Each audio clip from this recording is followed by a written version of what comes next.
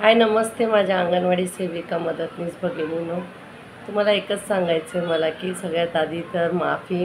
मी शनिवारी व्हिडिओ नाही टाकला कारण काही टेक्निकल प्रॉब्लेम होता, व्हिडिओ अपलोड होत नव्हता, माहीत नाही काय झालं होतं. आणि मी नंतर मग थोडा प्रयत्न केला आणि मी पण माझ्या कामात बिझी झाले. आता आमची ईद आलेली आहे, ईदची तयारी चाललेली आहे सगळ्याची. आणि माझ्या ज्या मुस्लिम भगिनी आहेत त्यांना रमजानच्या हार्दिक शुभेच्छा. आणि आपल्या सर्वच भगिनींसाठी एक जो सण येणार आहे तो सगळ्यांसाठी साजरा करायचा असतो आपल्याला, आपण सगळ्या मिळून साजरा करायचा असतो. तो कोणता सण आहे तुम्ही ओळखा बरं. त्या सणाच्या तुम्हाला हार्दिक शुभेच्छा. सगळ्यांनी मिळून साजरा करायचा आहे, तो येणार आहे आता. तोपर्यंत मी माझ्या अंगणवाडी सेविका मदतनीस भगिनींना तुम्हाला सांगते की हा व्हिडिओ जो होणार आहे खूपच छान तुमच्यासाठी मी माहिती घेऊन आलेली. तुम्हाला भेटण्यासाठी, तुम्हाला बोलण्यासाठी मी खूप उत्सुक असते. त्याच्यासाठी मी माहिती खरी गोळा करत असते की खरी माहिती माझ्या अंगणवाडी सेविका मदतनीसमधून मी त्यांना द्यावी आणि त्यांनी त्यांच्या घर बसल्या त्यांना चांगली खरी माहिती भेटावी. कारण सगळी खोटी माहिती भेटते, यूट्यूबवर फेक व्हिडिओ येतात, ते ॲडव्हर्टाईजवर हे दाखवतात ते दाखवतात. हे बघा, सरकारी कामं असतात, बोलण्यात, GR येण्यात, पास होण्यात खूप उशीर लागतो आणि लगेच फटाफट काय होत नव्हतं. तर यूट्यूबच्या बातम्या वगैरे बघून काय तिकडे लक्ष देत जाऊ नका. कोण बोलते ते आधी बघत जा. मी एक अंगणवाडी सेविका म्हणून बोलते, तर मला सगळं माझ्या प्रोजेक्टची, माझ्या बालविकास प्रकल्पाची माहिती आहे. आणि जे मानधन वाढ होणार किंवा ज्याही काही सुविधा येणार आहेत त्या माझ्या अकाउंटला डायरेक्ट येतात, म्हणून मला सगळी माहिती आहे. तर तुम्ही हा नक्कीच वसीमा काजी चॅनल बघत जा. आणि तायानो, पुढील माहिती तुम्हाला जास्तीत जास्त पसरवायची आहे, आपल्याला सगळ्यांना माहिती सांगायची आहे. तर तुम्ही हा चॅनल जास्तीत जास्त लोकांपर्यंत पोहोचवा. कमीत कमी माझ्यासाठी, मी तुमच्यासाठी एवढी मेहनत करून व्हिडिओ बनवते, माहिती गोळा करते, तुमच्याशी बोलते, तर तुम्ही माझं एक छोटंसं काम करत जा. हा व्हिडिओ आपल्या सगळ्या अंगणवाडी सेविका भगिनींना कसा जाईल याच्यात तुम्ही थोडासा एक हलकासा प्रयत्न करत जा. 2 मिनटंच लागतात. तुम्ही मला असं ऐकत माझा व्हिडिओ जरी शेअर केला तरी मला खूप आनंद होईल. कारण मला माझा व्हिडिओ शेअर केला जास्तीत जास्त महाराष्ट्रातल्या, कमीत कमी मी मराठीत बोलते तर महाराष्ट्रातलेच, आता मला हिंदीतून बोला असे येतात मेसेज, बघूया पुढे. पण सगळ्या महाराष्ट्रातल्या माझ्या अंगणवाडी सेविका भगिनीबरोबर गेल्या पाहिजे. त्या कोणत्याही युनियनच्या असू द्या, काही असू द्या, मला त्याच्याशी काही घेणं देणं नाही. फक्त ती माझी अंगणवाडी कर्मचारी, अंगणवाडी सेविका मदतनीस म्हणून माझी बहीण आहे, माझी मैत्रीण आहे, एवढंच मला माहिती. आणि मी त्यांच्यासाठी व्हिडिओ काढते.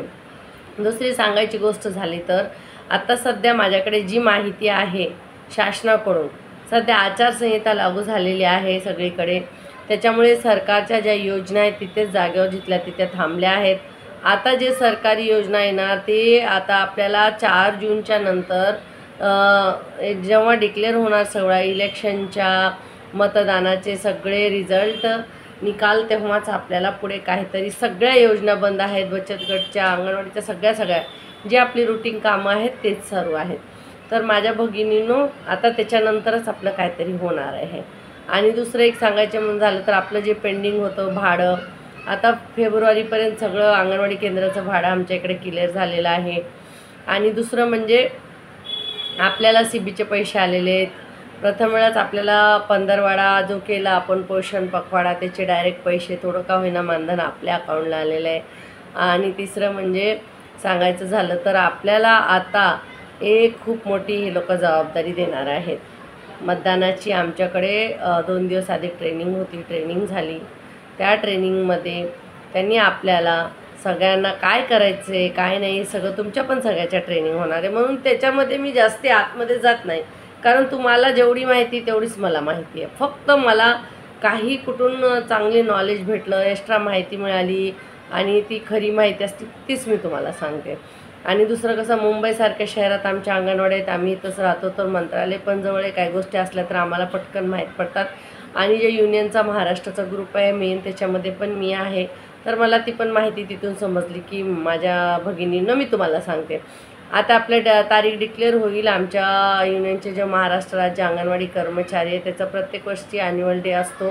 तर त्याच्यामध्ये आपल्याला काय आपले विचार ठेवायचे. प्रत्येक जिल्ह्यातले लोकप्रतिनिधी येतात, ज्या आमच्या संघटनेचे, म्हणजे मी ज्या स्वसंघटनेत सभासद आहे, फक्त मला कोणत्याही संघटनेत पदाधिकारी होऊन किंवा पुढे काम करण्याचं नाही. मी फक्त तुमच्यासाठी आणि माझ्यासाठी, स्वतःसाठी, आणि एक पुराणी जुनी खूप संघटना आहे त्याची मी सदस्य आहे, तर राहू द्या. कारण सगळ्या संघटनेने किती झेंडे काढले ते पण आपल्याला माहिती आहे. सगळं काय आपल्याला माहिती आहे. आपल्यापासून काहीच लपवलेलं नाही आणि आपल्यापासून कोणी काही लपवू शकत नाही. जेव्हा आता इलेक्शनची ड्युटी आली तर सगळ्यात आधी अंगणवाडी सेविकांना त्यांनी लक्षात घेतलं, आपल्याला बोलवलं, आमचा मानसन्मान केला. त्यांनी खरंच आम्हाला सांगितलं की अंगणवाडी सेविका ज्या घरी घरी जाऊन पोहोचतात, जे काम करतात ते खूप मोलाचं आहे, तुमची आम्हाला गरज पाहिजे. आणि आपल्या अंगणवाडीच्या वेळातच त्यांनी आपल्याला हे घरोघरी जनजागृती करायची कामं लावलेली आहेत. तर आपल्याला अंगणवाडीच्या व्यतिरिक्त कामं लावलेली नाही, म्हणून आपल्याला तिथे काय बोलायची जास्ती गरज नाही. असं झालेलं आहे की अंगणवाडी मदतनीसने अंगणवाड्या सांभाळायच्या आणि आपण जनजागृतीसाठी लोकांमध्ये जायचं. तर हे सगळं ठरलेलं आहे.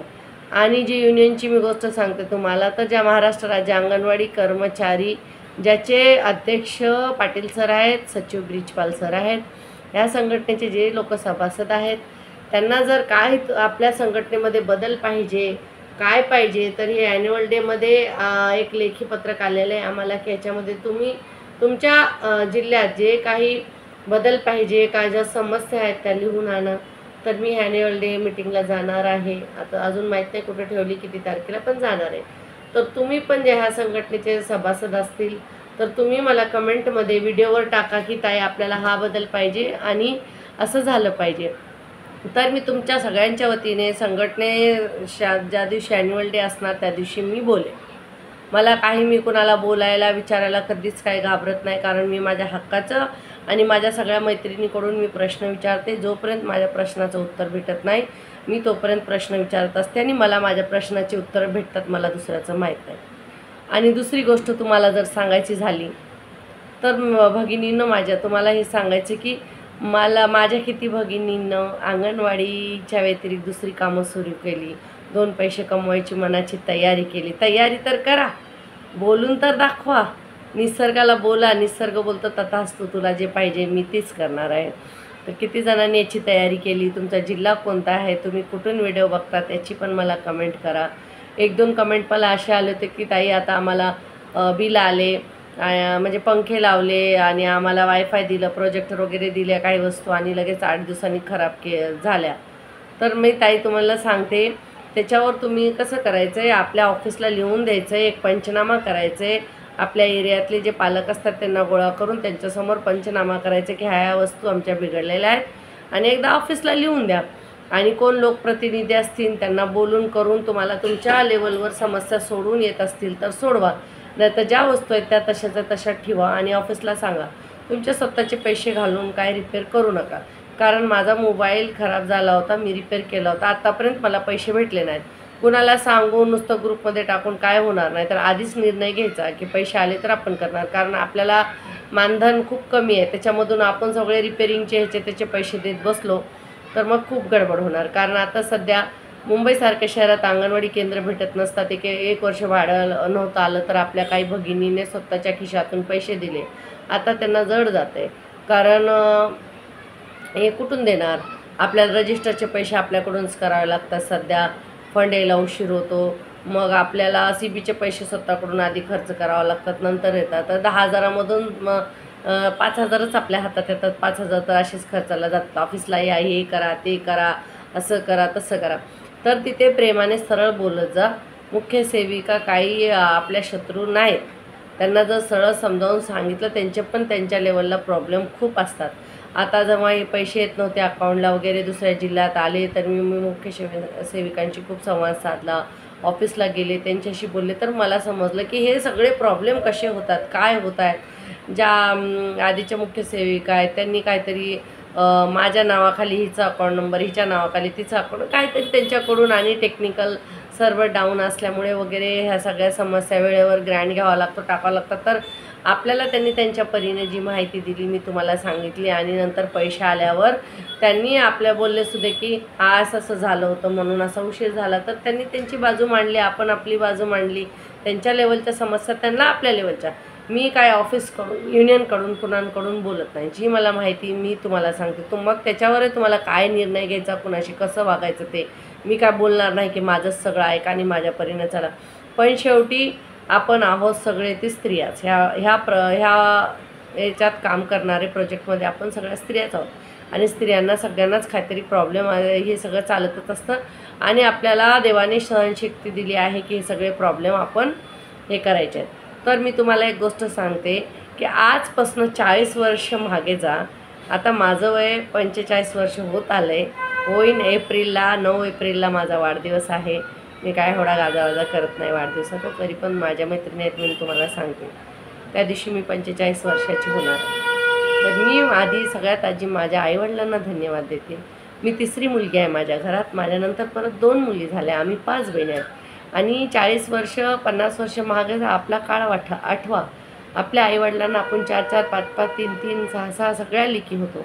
पण कधीच आईवडिलांना बेटी बचाव बेटी पढाव हे सगळे कधी विचार आले नाही आणि आपल्याला असं काही नुकसान झालं नाही आणि आपली काही भ्रणात्यास झाली नाही.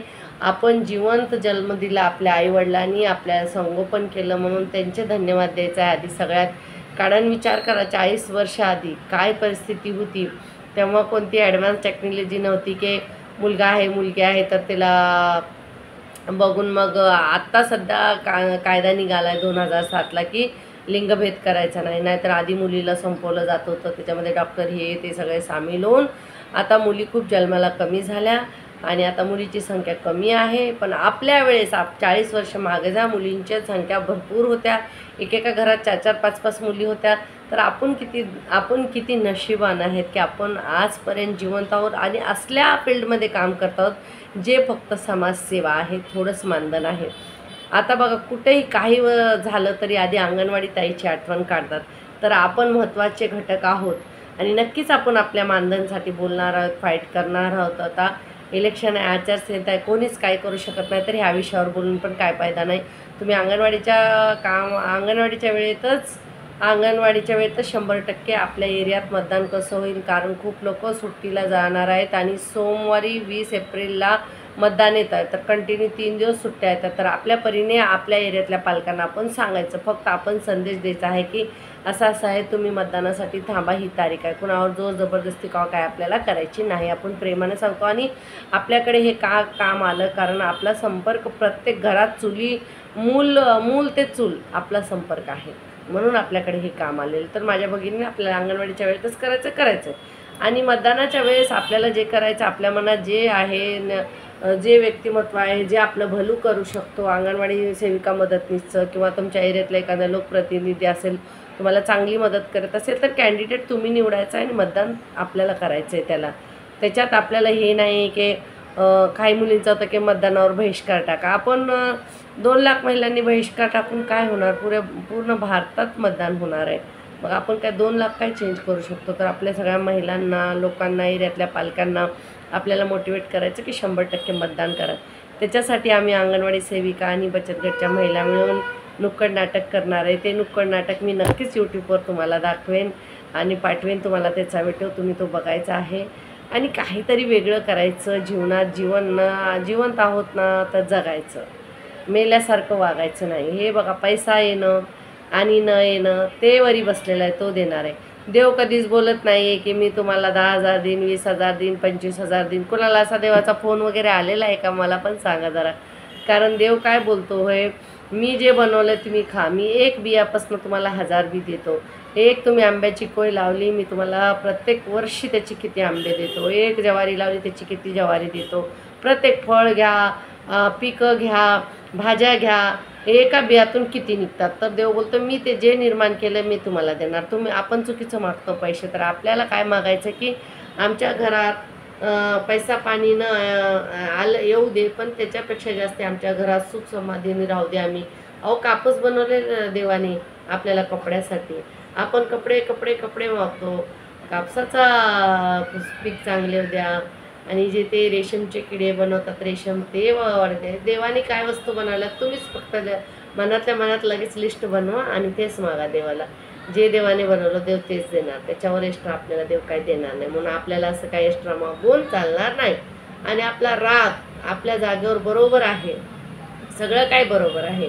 मी युनियनला प्रश्न पण विचारला, त्यांनी मला सांगितलं की 2 महिन्याच्या मानधनीसाठी आपल्याला आपलं लेटर लिहिलेलं आहे आणि हे लेटर बघा आता आचारसंहिता तर जूनपर्यंत 4 जूनपर्यंत हे सगळं सोडूनच द्या तुम्ही बोलायचं की हे असं न तसं. आणि आता कोणत्याही सरकारी कामामध्ये काही बदल होत नाही, जशा योजना आहेत तशाच राहणार आहेत. म्हणून पगार वाढ, मानधन वाढ, हे वाढतेवर तर काय घेऊन फायदाच नाही. आचारसंहिता लागू झालेली आहे, हे तुम्हाला सगळ्यांना माहिती आहे, परत सांगायची काही गरज नाही. तुम्ही पण जरा रोल प्ले करा, अंगणवाडी सेविका म्हणून जनजागृती करा. आपल्या अंगणवाडीच्या वेळेत आपली जी ड्युटी आहे, आपले जे काम आहे ते आपल्याला करायचं आहे. आपलं काम हे बघा, कधी काय म्हणतात ना की जसं एक दिवस तुम्हाला करमत नसेल तर तुम्ही डान्स करा, म्युझिक ऐका. तुम्हाला 2 दिवस करमत नसेल तर कुठेतरी बाहेर फिरायला जा. तुम्हाला 8 दिवस पण बोरच होत असेल तर कुठंतरी तुम्ही दूर फिरायला जा, 8 दिवसाची पिकनिकला वगैरे. पण तुम्हाला जीवनभर सुखात राहायचं आणि आनंदी राहायचं तर स्वतःच्या कामावर प्रेम करा. तर आपल्याला आपल्या कामावर आपण तर प्रेम करतच आहोत. अंगणवाडीचं काम म्हणजे हे सोपं काम नाही. का सांगते तुम्हाला महिलांनो, कारण हे बघा, आपल्याकडे येतो तो शिजवलेला आहार, बरोबर. त्याचं अन्नाची ताट कोण करतं? अंगणवाडी सेविका करते, जे सगळ्यांना वाढते. आपण त्यांना, मुलांना हा शिजवलेला आहार आलेला, त्या आहारात काय आहे काय नाही, पण प्रेमाने आपण त्यांना त्या अन्नाची ताट करून देतो. आपल्याकडे जो नाश्ता येतो चिवडा, त्याच्यामध्ये काय आहे नाही काय, पण मुलांना हा नाश्ता द्यायचा तर नाश्ता आपण बनवतो, तो आलेला असतो फक्त चिवडा. आणि जेव्हा आपली मुलं आजारी असतात, आपण दवाखान्यात धाव घेतो त्यांच्यासाठी संदर्भ सेवा, तर ते आजारी मूल येतं पण आपण त्याला हेल्दी करतो, त्याला निरोगी आपण करतो. आणि गरोदर बाई असते पण तिला आई बनवण्याचं काम आपण करतो, कारण आपण एवढं तिच्याकडे लक्ष देतो, संदर्भ सेवा करतो. ती एक किशोर मुली असते 11 वर्षाची, तिला भावी आई बनवण्याचं मदत आपण करतो, तिला प्रोत्साहन आपण देतो. एक मूल असतं शाळेत आलेलं छोटंसं, त्याला काही समजत नाही, तो चिखलाचा गोळा आपल्याकडे येतो 3 वर्षाचा आणि विद्यार्थी करून आपण त्याला पाठवतो. तर ह्या सगळ्या ताकदी आपल्यामध्ये आहेत आणि आपण सगळ्यांना प्रेमाने समजावून, आपलं पब्लिक स्पीकिंग इतकं चांगलं आहे की आम्हाला जे ट्रेनिंगमध्ये आले होते, एक मोटिवेशनल स्पीकर होते मतदानाच्या ट्रेनिंगसाठी, त्यांनी सांगितलं की अंगणवाडी ताया जे करू शकतात कोणी. आता एक 5 जणांची एक पिशवी बनवलेली आहे मतदानासाठी, मतदानाचे 100% जनजागृती करण्यासाठी.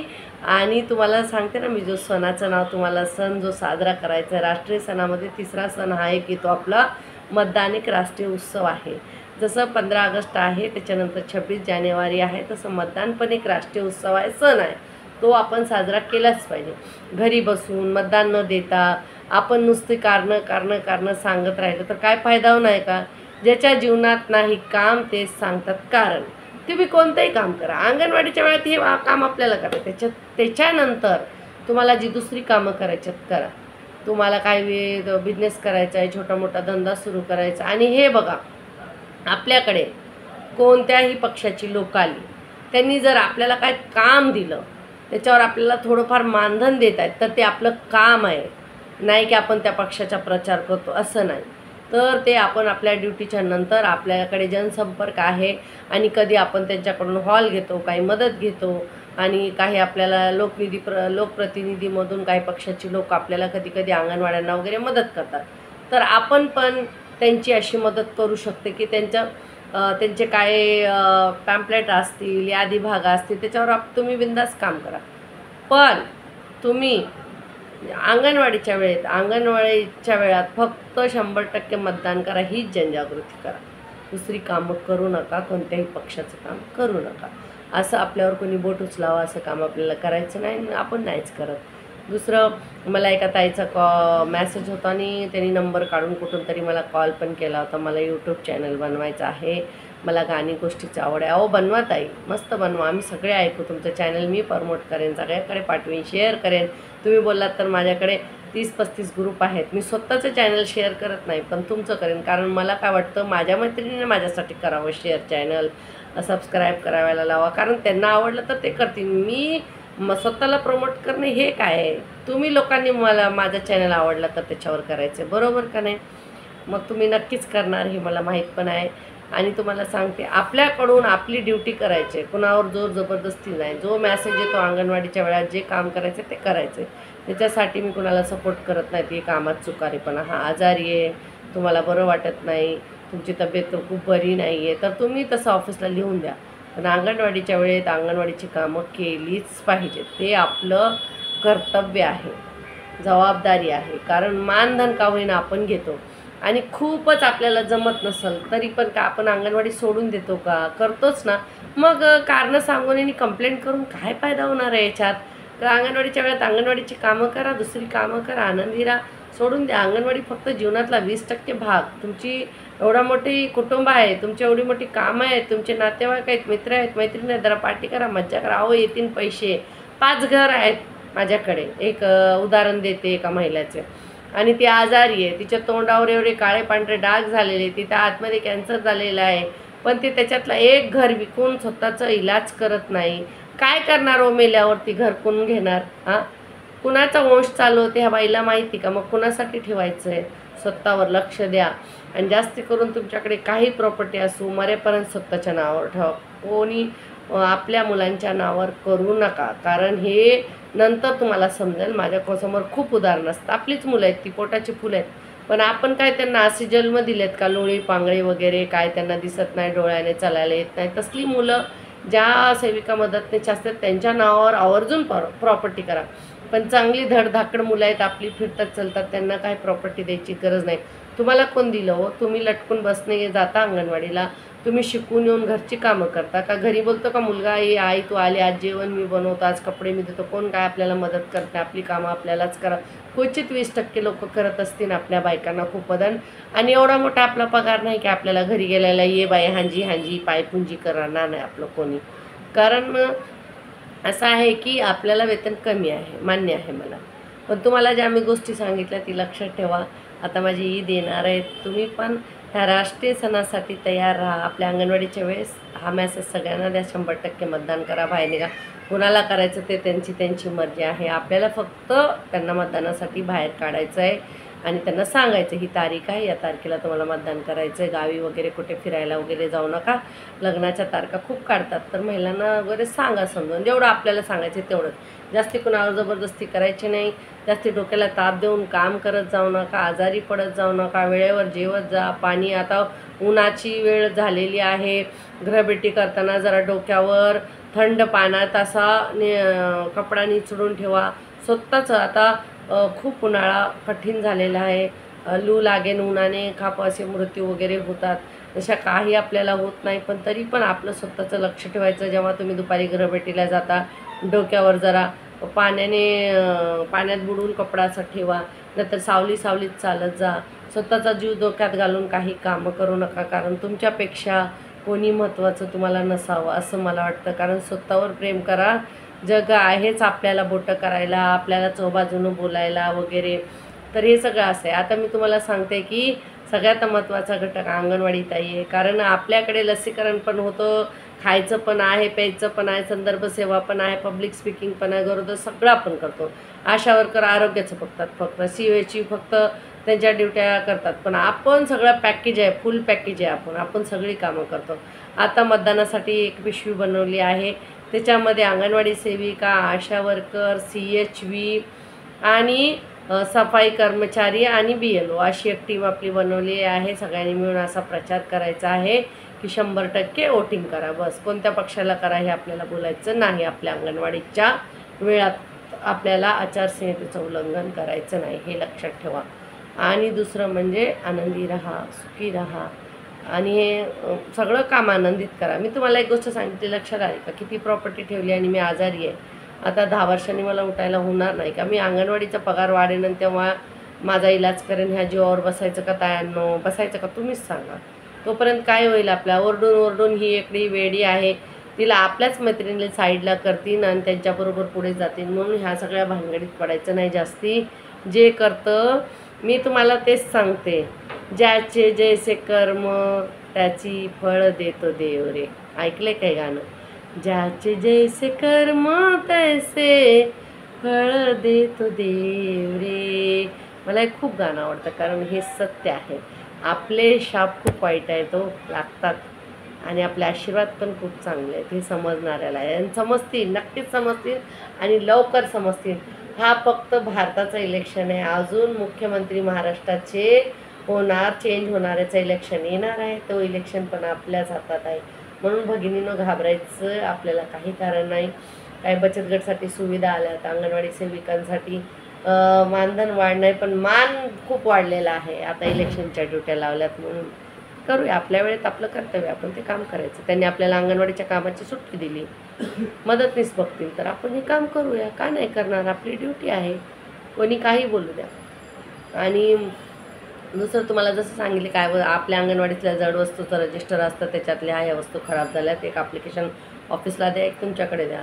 खूपच गरज असेल, मुलांना पंखा वगैरे नसेल तर कोणत्या तरी लोकप्रतिनिधी आणि आता इलेक्शन आहेत, कोणताही नेता आपल्याला मदत करेन, जा त्याच्याकडे बिनधास्त मदत घ्या. कोण काय देत असेल तर घ्या, सोडायचं नाही, कारण सगळं आपलंच आहे, आपल्याच लाभार्थीचं आहे. आता मेडिसिन किट आलं आहे, हळूहळू सुरुवात झाली, 2014 नंतर आत्ता आलं आहे. तर इलेक्शन डोक्यावर तर खूप काही वस्तू आपल्याला येणार आहे, घ्यायचं आहे. जे अंगणवाडीतलं आहे ते पण माझ्या मुलांचं आहे, जे आता नेता लोक देतात ते पण माझ्याच लाभार्थ्यांचं, माझ्या अंगणवाडीच्या मुलांचा हक्क आहे. कारण आपलेच पैसे, ते महागाई एवढी वाढली तर आपल्याच पैशावर. अहो जोपर्यंत इंग्रजांनी सुद्धा पिठावर, याच्यावर, खाण्याच्या वस्तूवर GST नव्हती लावली, पण आता आपल्याला लागलेले असा काळच आपल्या आलेला आहे. तर होईल बदल. आपण फक्त आशीर्वाद द्यायचा आहे, लोकांना चांगलं बोलायचं आहे. आणि मी तुम्हाला सांगितलं, जो करेल तो भरेल. आजान होत आहे. चला माझ्या भगिनीनो, धन्यवाद.